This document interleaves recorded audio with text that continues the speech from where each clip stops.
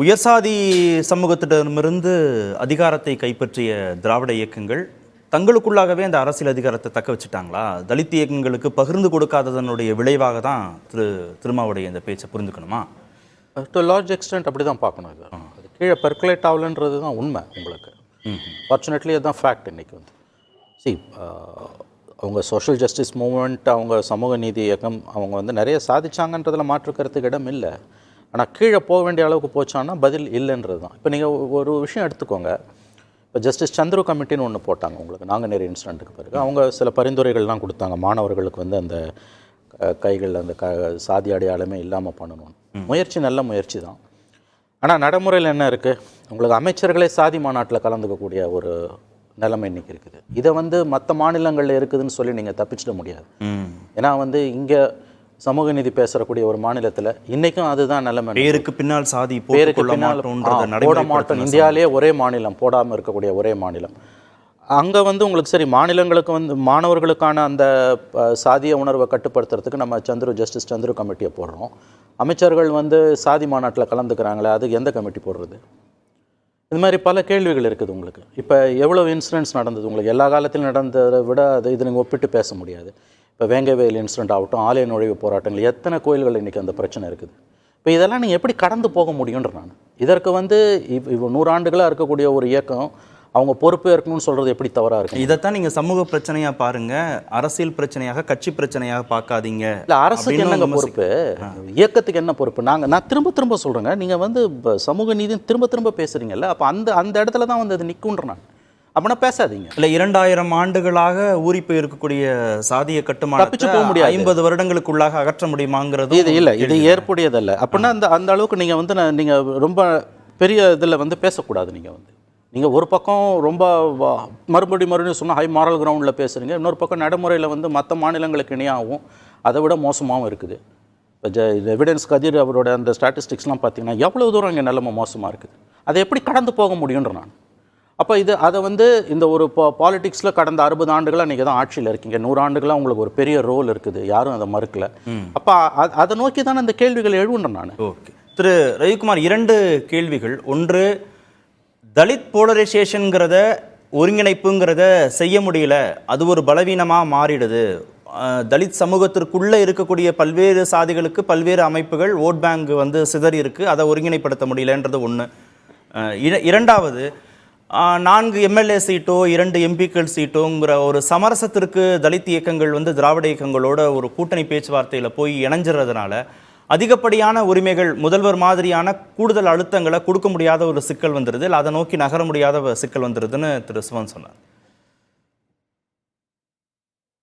நான் 2க்கு சொல்கிறேன். ஒன்று, இந்த தலித் போலரைசேஷன், இவர்களை வாக்கு வங்கியாக திரட்டுவது ஒட்டுமொத்தமாக 2011 20.01%. இப்போ வந்து தமிழ்நாடு கவர்மெண்ட் எடுத்த பேஸ்லைன் சர்வேயில் 23.7% இங்கே எஸ்சி பாப்புலேஷன் தமிழ்நாட்டில் அப்படின்னு வந்திருக்கு. ஸோ இந்த 23ஐயும் ஒரே வாக்கு வங்கியாக திரட்ட முடியல அப்படின்னு அதை நீங்கள் ஒரு குற்றச்சாட்டாக சொன்னீங்கன்னா, அப்படி நீங்கள் முயற்சி பண்ணால் என்ன ஆகும்னா, ஒரு கவுண்டர் போலரைசேஷனை அது வந்து இன்ஸ்டிகேட் பண்ணும். அது மற்ற சாதியினரை தங்கள் சாதியாக திரட்டுவதற்கு அது தூண்டும், அதுவே ஊக்குவிக்கும். இவர்கள் வந்து சாதியாக திரள ஆரம்பித்தால் அது வந்து மற்றவர்களையும் சாதியாக திரட்டும். அது வந்து இந்த மக்களுக்கு எதிராகத்தான் போய் முடியும் ஒட்டுமொத்தமாக. அதை எப்பொழுதுமே செய்யக்கூடாது. அதில் விடுதலை சிறுத்தைகள் நாங்கள் தெளிவாக இருக்கிறோம். ஏன்னா அம்பேத்கர் அதைத்தான் செய்தார். இங்கே வந்து ஒரு நாடாளுமன்ற ஜனநாயக முறையை அறிமுகப்படுத்தும் போது எந்த ஒரு கேஸ்டும் தன்னளவில் வந்து ஒரு பெரிய சாதியாக இருந்தாலும் அவர்கள் ஓட்டை மட்டும் வாங்கி ஒரே ஒரு சிங்கிள் தொகுதியில் கூட நீங்கள் வெற்றி பெற முடியாது. அப்படித்தான் இந்த அமைப்பு இருக்கிறது. இது ஒரு நல்ல விஷயம். அது ஜனநாயகத்தை கொண்டு வருவதற்கு எல்லாரையும் அரவணைத்து போக வேண்டும் என்கிற ஒரு நிர்பந்தம் அரசியல் தளத்தில் இருக்கு. அது வந்து இன்னைக்கு நம்முடைய ஜனநாயக அமைப்பை வலியுறுத்துது. அதை நாங்கள் புரிந்து கொண்டுதான் நாங்கள் இந்த சாதியா திரட்டுவதை ஆரம்பத்திலிருந்தே எங்கள் கட்சி செய்யவில்லை. 2வது, இந்த 2 சீட்டுக்கு 4 சீட்டுக்கு போய் சமரசமாகிறோம். சமரசமாவது அல்ல. இன்னும் வந்து ஏன் திராவிட முன்னேற்ற நேரடியாக சொல்லாது, ஏன் திமுக கூட்டணியில் நீங்கள் இருக்கிறீங்க, இதை நான் வெளிப்படையாக நான் சொல்லுகிறேன். திமுக கூட்டணியில் இருப்பது என்பது தமிழ்நாட்டை காப்பாற்றுவதற்கு முதல்ல. ஏன்னா எதிர்க்க என்ன சக்திகள் இங்கே வந்து தமிழ்நாட்டில் வந்து கால்பதிக்க அல்லது இங்கே அதிகாரத்தை பிடிக்க முயற்சிக்கிறார்கள் அப்படின்னு பார்க்கும்போது இந்த ஒட்டுமொத்த தமிழ்நாட்டு மக்களுக்கு ஆபத்தான சக்திகள் இங்கே வந்து முகாமிடுகிறார்கள். குறிப்பாக பாரதிய ஜனதா கட்சி அவர்கள் இந்த மக்களை கூறுபடுத்தி மதத்தின் அடிப்படையில் மட்டுமல்ல சாதியின் அடிப்படையிலும் கூறுபடுத்தி தான் அவர்கள் எல்லா மாநிலத்திலும் அதிகாரத்தை பிடிக்கிறார்கள். இங்கே வந்தால் அவர்கள் வந்து இந்த நீங்க புள்ளிவரப்படியே நான் சுட்டிக்காட்ட விரும்புகிறேன். பாரதிய ஜனதா கட்சி இன்னைக்கு கொஞ்சம் கொஞ்சமா செல்வாக்கு பெறுகிற ஆதரவு அவங்களுக்கு அதிகரிக்க ஒட்டுமொத்தமாக பட்டியல் மக்கள் மீதான வன்கொடுமைகள் அதிகரிக்கிறதுக்கும் அவங்க கூட்டணியில இருக்கிற பாமக தானே தலித் முதல்வர்னு வர்றாங்க. உங்க டிமாண்டை ஏத்துக்கிறதுக்கு வர்றாங்க. தேசிய ஜனநாயக கூட்டணியில இருக்கிற பாமக தானே நாங்க ஆக்குறோம் தலித்த முதல்வரான வராங்க. இது மருத்துவர் அவர்கள் பாட்டாளி மக்கள் கட்சியினுடைய நிறுவனர் அவர்கள் ஒரு கடிதத்தை எங்கள் கட்சிக்கு அனுப்பியிருக்கிறார், எங்கள் தலைவருக்கு அனுப்பியிருக்கிறார். இது வந்து பட்டியல் சமூகமும் வன்னியர் சமூகமும் சேர்ந்தால் ஒன்றிணைந்தால் ஆட்சி அதிகாரத்தை நாம் தான் பிடிக்க முடியும் என்று அவர் அதுக்காக என்னென்னலாம் முன்முயற்சி எடுத்தோம் என்பதையும் விரிவாக இப்ப அனுப்பியிருக்கிறார்.